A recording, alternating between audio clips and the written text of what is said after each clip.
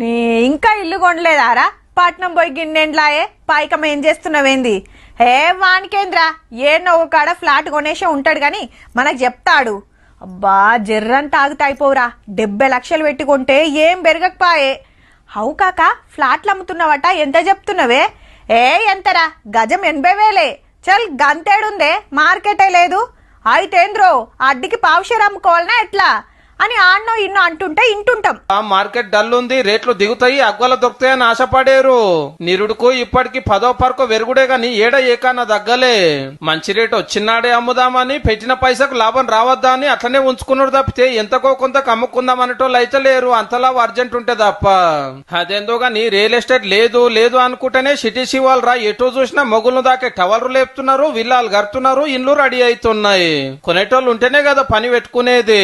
ఈ లెక్క రేపు రేట్లు ఇంకింద మీదకి పోవుడే గాని కిందికి వచ్చే పరిస్థితి అయితే ఉండదు. చిన్నదో పెద్దదో ఇల్లు కొందామనుకునేటోళ్ళు ఒక పారి ఆలోచన చేసుకుంటే మంచిదేమో.